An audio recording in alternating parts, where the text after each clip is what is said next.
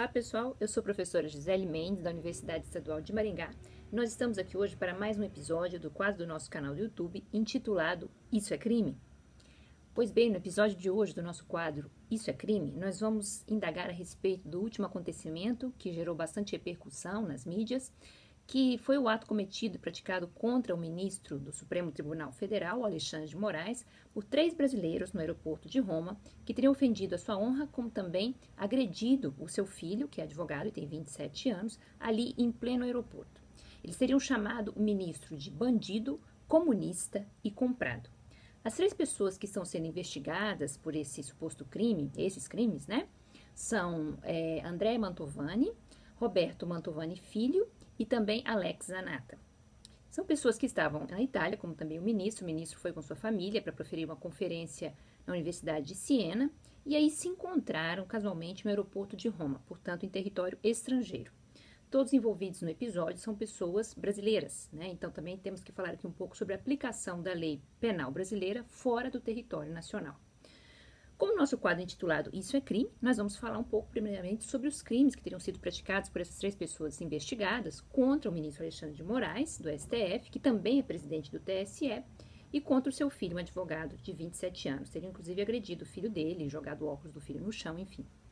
Imagens das câmaras do aeroporto, supostamente ali em relação à agressão, vão poder revelar melhor o que aconteceu, uma vez que esses aeroportos são todos televisionados, né, e vigiados por câmeras de segurança justamente para poder haver a comprovação de supostas irregularidades ou fatos ilícitos praticados no seu ambiente por umas pessoas contra outras, né, como foi aí o caso. Como nós não temos ainda acesso a esse material e simplesmente foi aventado o que aconteceu pelo próprio ministro e o inquérito foi aberto pela Polícia Federal, né, não se trata propriamente de uma investigação federal por causa do ministro, né, uma vez que o foro, por prerrogativa de função, diz respeito à pessoa que é acusada e não, no caso, não a pessoa ofendida, como foi o ministro Alexandre de Moraes. Mas mesmo assim, a Polícia Federal tem interesse em relação a esse bem jurídico, né, a honra de um ministro do Supremo Tribunal Federal, em relação à investigação e, posteriormente, certamente, à Justiça Federal. Esclarecido, então, em relação à competência, nós temos agora que falar quais seriam os crimes que esses 3 brasileiros teriam praticado contra o ministro e o seu filho. Foram acusações bastante severas, né?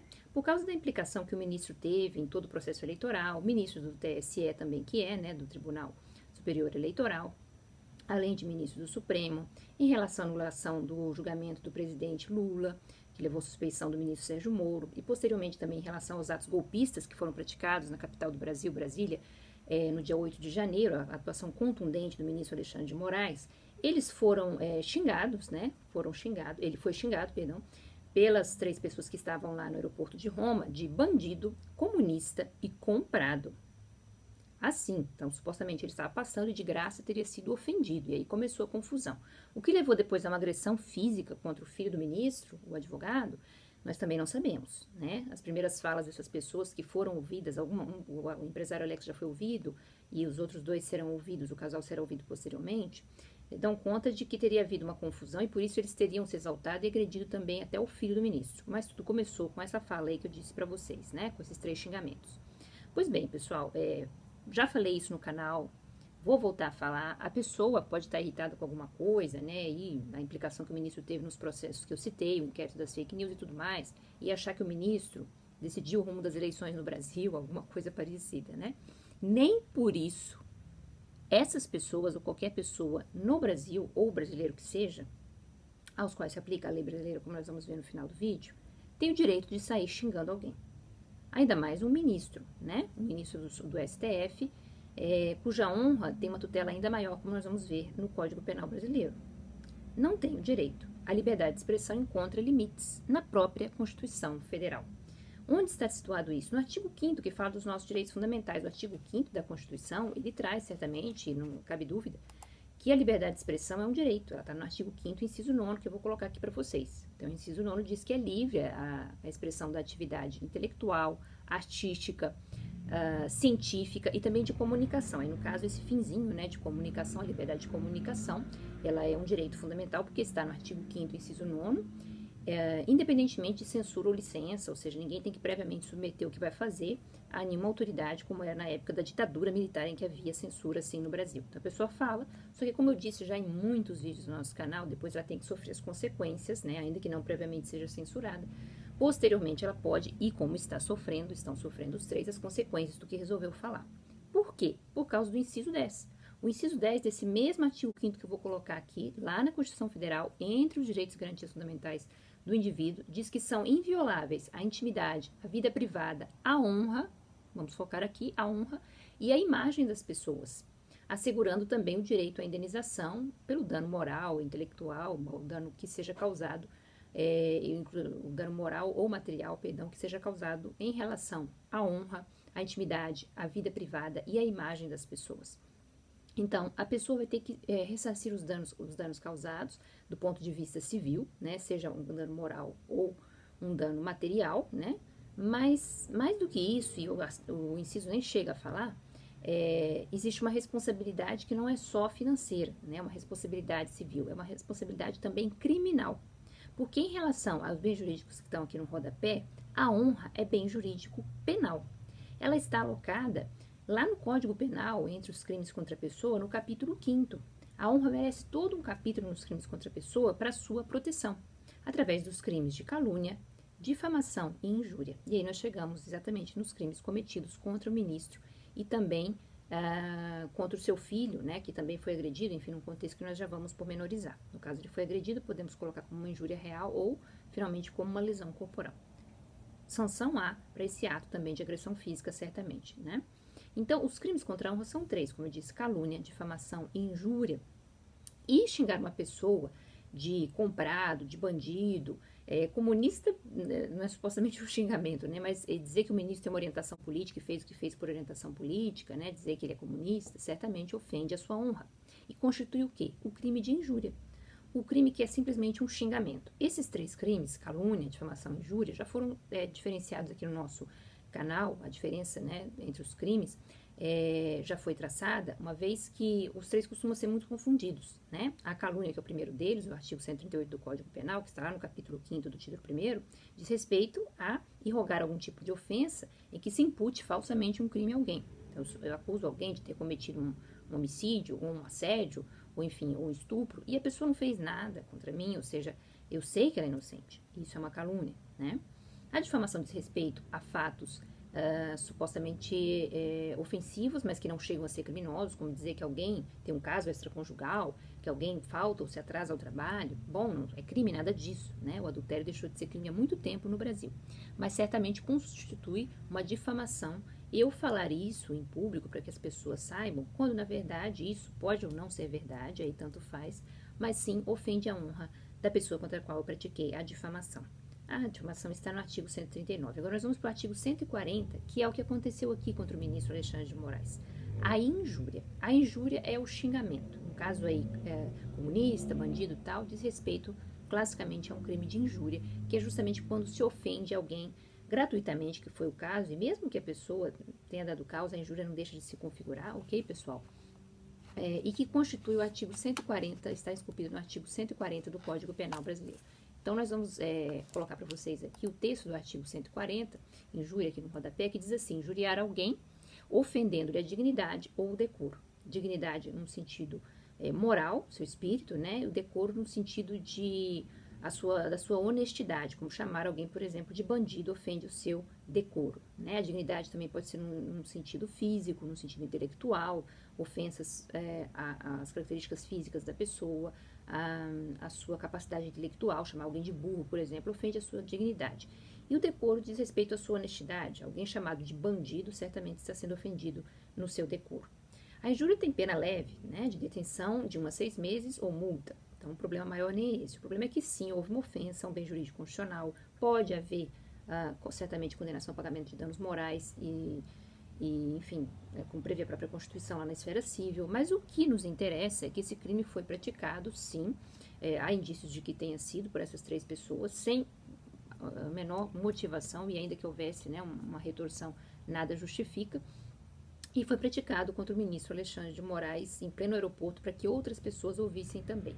Então, além da prática deste primeiro crime que a gente vê aqui, o fato de ter sido praticado contra um ministro da Suprema Corte, do STF, e ainda no meio de um monte de gente passando, que é o aeroporto de Roma, né, ou seja, um local aberto, né, ao público, nós temos que a pena pode ser sensivelmente aumentada, ok, pessoal? Então, vai haver este delito aqui, em relação a este delito aqui, um aumento de pena, lá no artigo 141 do Código, que diz: as penas combinadas neste capítulo, que são os crimes contra a honra, aumentam-se de 1/3 se qualquer do crime é cometido. E aí nós temos o inciso 2º, tá, do artigo 141, que eu vou transcrever, há várias causas de aumento, mas que nos interessa aqui no inciso 2º, contra funcionário público em razão de suas funções. E aí também contra o presidente do Senado Federal, da Câmara dos Deputados ou do STF, lembrando que o Alexandre de Moraes não é presidente do STF, tá? Mas é sim um servidor público, ele é um ministro nomeado, ele é um ministro do STF e ele exerce uma função pública, tá? É sim um funcionário público como outros que são concursados, né?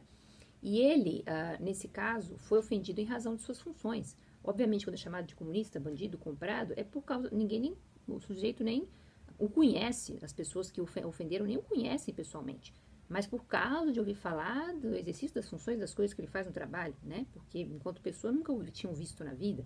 Então, certamente é contra o funcionário público no exercício das funções, vai ter o aumento de 1/3 da pena. Outra coisa que acontece claramente é que foi no meio do aeroporto, né? Então, nós temos o inciso 3º, que eu vou colocar para vocês aqui, que também aumenta a pena desse mesmo artigo, no caso do artigo 141, que diz quando o crime é praticado na presença de várias pessoas ou que é o caso aí, né? Várias pessoas são, no sentido da linguagem do código, 3 ou mais pessoas. E ali havia, né, uma multidão de pessoas passando, como em todo o aeroporto, ou por meio que facilite a divulgação da calúnia, da difamação ou da injúria. As redes sociais e tudo mais, embora já haja um dispositivo específico para as redes sociais recentemente inserido aqui. Então, um jornal, né, um outdoor, enfim, um meio, um panfleto, isso facilita muito, passa de mão em mão a divulgação da ofensa. Mas nem precisa, porque a gente já fica com o começo do inciso aqui, que diz que se o crime é praticado na presença de várias pessoas, que o código entende como mais de 3, 3 ou mais, perdão, aí nós temos certamente a configuração deste outro aumento de mais 1/3 para os crimes praticados por esses 3 brasileiros, ok? Bom, e aí nós temos, claro, o fato de ter sido agredido o filho do ministro, né? Não se sabe bem por que começou a confusão e se levou a uma agressão, que poderia tipificar talvez a injúria real, que é quando há uma ofensa física, mas também ultrajante contra alguém, não é? Não se sabe aí se foi nesse sentido de injúria real, que é o parágrafo 2º do artigo 140, ou muito certamente aí, não tem como deixar de ser, o crime de lesões corporais do artigo 129. O artigo 129 é um crime que, classicamente diz respeito a qualquer tipo de agressão, se não cair no crime de injúria real, né, se a ofensa não foi num sentido ultrajante, mas foi porque começou lá uma confusão, não se sabe absolutamente nada ainda sobre o comportamento do filho do ministro nessa confusão, mas um dos 3 brasileiros teria agredido o rosto do rapaz, que tem 27 anos, e teria jogado o seu óculos no chão. E aí, de cara, a gente já vê a possibilidade de configuração do delito de lesões, que também, né, de forma leve, não tem uma pena muito alta. Mas sim, constitui um delito, né? Agredir alguém no rosto, artigo 129, ofender a integridade corporal ou a saúde de outrem, né? No sentido de integridade corporal, um tapa no rosto, um soco, qualquer tipo de coisa, configura certamente a lesão corporal, se constatar que houve, realmente se deixou marcas, né? E não foi meramente aquela clássica contravenção das vias de fato. Vejam que o crime tem uma pena de 3 meses a 1 ano de detenção, também bastante leve, né? Isso se não houve algo pior, como a gente disse, que poderia ser o delito de injúria real. Mas isso realmente é no contexto de uma ofensa ultrajante, como, por exemplo, jogar lixo em alguém, cuspir no rosto de alguém, jogar excremento numa pessoa, deixar a cadeira dela bamba para ela cair no chão e talvez se machucar, mas também passar por uma situação vexatória. Aí nós temos claramente o delito de injúria real, que não parece ser muito bem o caso, porque o dolo de ultrajar da injúria foi dirigido ao ministro, quando ele foi chamado lá de comunista, de bandido, e depois foi dirigida uma agressão contra o rapaz, possivelmente talvez o rapaz tentou proteger o pai, também não se sabe nada disso, né? As provocações em relação a isso não justificariam em nada também e nem tirariam a tipicidade do delito de lesões do artigo 129 que eu acabei de colocar. Importante dizer, caso haja qualquer tipo de pedido de desculpas, retratação, como a gente pode ver, o artigo 143 do Código Penal prevê sim a retratação nos crimes contra a honra, voltando lá aos crimes contra a honra. Porém, é importante saber que nem todo crime contra a honra vai admitir retratação. Então, se no contexto, isso nem foi aventado ainda, né, se diz que não, se está arrependido da ofensa, né, e se pede desculpas, aí no contexto ainda de um processo, o artigo 143 prevê a retratação, mas nem para todo crime. Isso é importante dizer. Então, o artigo 143 também do Código Penal diz que o querelado que antes da sentença, não houve nem julgamento ainda, né, na fase do inquérito, se retrata cabalmente da calúnia ou da difamação, fica isento de pena. Então, como toda causa de extinção da punibilidade, afasta a pena, mas não o crime. Só que a pessoa tem que fazer isso nos crimes de calúnia ou difamação. No crime de injúria não cabe, tá? Nós já explicamos no quadro qual é a diferença, que eu vou colocar aqui no final para linkar para vocês, que esses crimes têm gravidades diferentes. Já falamos rapidamente aqui nesse vídeo também que a calúnia é algo que diz respeito à imputação de um falso crime, né? Então, realmente, a pessoa pode se retratar e desdizer o que foi dito, falando a verdade. Na difamação também eu posso ofender com um fato que seja grave, né, e que ofenda a reputação da pessoa, como dizer que, por exemplo, eu tenho um amante, e eu vou desdizer o que foi dito, dizer que não é verdade.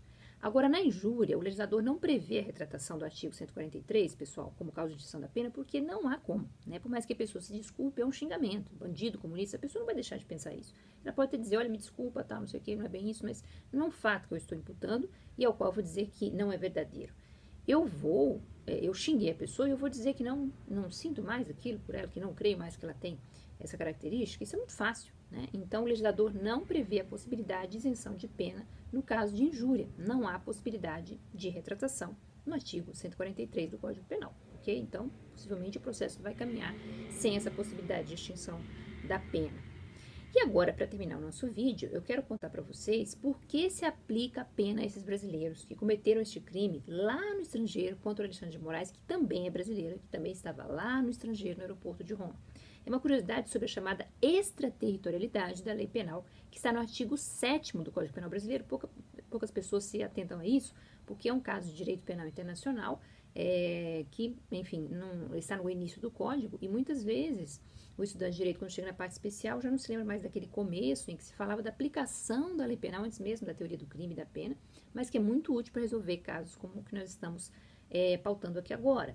Então, no artigo 7º, nós temos possibilidade de aplicação da lei brasileira fora do território brasileiro, ok, pessoal? A regra é a territorialidade da lei penal brasileira, que está no artigo 5º. Aplica-se a lei penal brasileira a território brasileiro, seja aquele território real, aquele território ficto, navios, aeronaves. Mas um território que é de fato um território estrangeiro, como o aeroporto de Roma é território italiano, nós só vamos aplicar a lei brasileira se algumas condições houver, tá? E aí nós temos a previsão dessa extraterritorialidade, ou seja, não é território brasileiro, mas a lei penal vai lá buscar o agente, pode se aplicar a ele. Lembrando que essas pessoas já estão no Brasil, tá? E o ministro ainda não voltou, o ministro Alexandre de Moraes ainda está na Itália. E aí nós podemos aplicar a lei brasileira, sim, embora o território não seja brasileiro. Os casos de extraterritorialidade estão no artigo 7º, que eu vou colocar aqui os que nos interessam, do Código Penal brasileiro. Então, diz o artigo 7º, ficam sujeitos à lei brasileira, embora cometidos no estrangeiro. Então, veja, a gente já saiu do território brasileiro, mesmo os territórios por ficção, e nós vamos lá encontrar o agente do crime ou a vítima, por alguma razão, sendo brasileiro ou bem jurídico, nós vamos fazer com que a lei os alcance, tá? É bem interessante. E essas pessoas voltaram para o Brasil porque se elas ficassem foragidas lá pela Itália, o Brasil poderia requerer a extradição, já que são nacionais. O Brasil não pode, e é inconstitucional, conceder a extradição de um nacional por um crime que tenha praticado lá fora. Então, o nacional vem para o Brasil, ele está no seu refúgio, mas vai ser submetido à lei brasileira. Agora, o Brasil, se trata de um crime cometido contra brasileiro, como foi o que aconteceu no aeroporto contra o ministro, e eles fugissem, porventura fugissem, o Brasil poderia sim requerer a extradição daquelas pessoas lá fora, tá? Mas o caso aqui nós não vamos falar de extradição, nem foi aventado, porque eles voltaram para o Brasil. Voltaram de bom grado, os três, e foram, inclusive, um se apresentou à polícia para prestar esclarecimentos, e aí o inquérito vai andar, né? Então, nós temos o seguinte, ficam sujeitos à lei brasileira, embora cometidos no estrangeiro. O inciso 1º diz respeito aos bens jurídicos, principalmente brasileiros, e o inciso 2º do artigo 7º é o que nós vamos focar aqui. Então, inciso 2º, os crimes. Letra B, praticados por brasileiro. Artigo 7º, inciso 2º, letra B. Tá bom? praticados por brasileiro. Onde? Em qualquer lugar do planeta.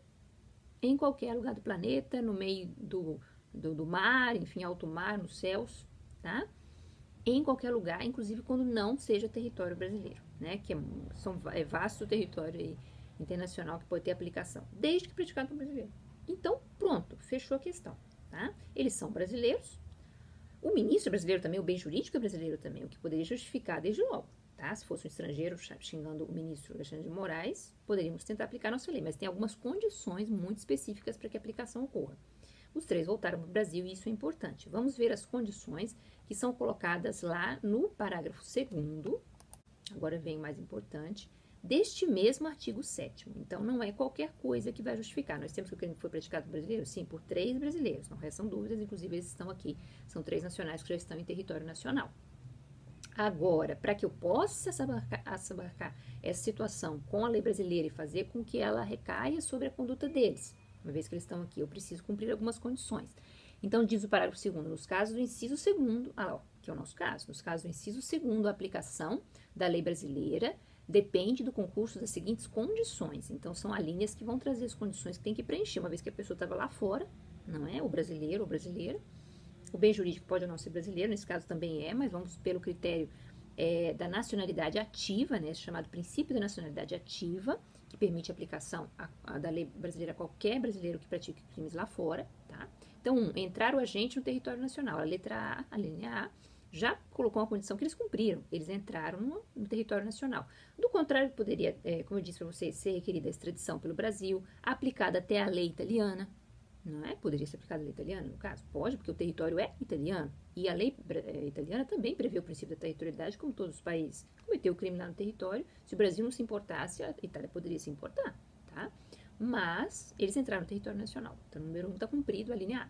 Depois, a linha B. Ser o fato punível também no país onde ele foi praticado. Temos que ver se a injúria ela é punida na Itália. O nosso Código Penal, parte especial, é inspirado todo no Código Rocco italiano. Certamente a injúria é um crime lá, como em muitos outros países europeus e americanos. É uma tradição realmente romano-germânica, a punição desses crimes contra a honra. Então, isso aí também está cumprido. Se estar o crime incluído entre aqueles pelos quais a lei brasileira autoriza a extradição. Isso é importante, né? Justamente porque o Brasil tem que dar importância ao crime, de maneira tal que ele poderia autorizar a extradição caso um estrangeiro estivesse aqui. Da mesma maneira, como eu disse, o Brasil poderia requerer a extradição dessas pessoas à Itália se elas ficassem lá pela Itália. Então, tem que ser um crime extraditável, né? Um crime que tenha gravidade para isso, e certamente o é, tanto a injúria quanto as lesões.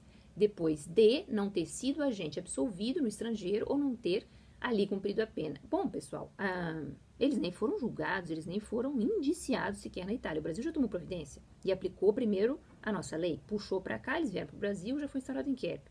Como eu disse, se o Brasil nada fizesse, a Itália poderia ter o seu interesse em fazer. E se fizesse, poderia punir. E se eles cumprissem pena lá, o Brasil não ia poder mais daqui a anos vir a querer julgá-los, porque já teriam cumprido a pena na Itália. Então, não é o caso, a situação nem começou a ser investigada por lá. Mas se fosse, o Brasil não poderia também querer puxar essa situação de volta, daqui a alguns anos, né, recuperar se a situação já tivesse sido resolvida na Itália. Mas nem começou a acontecer isso.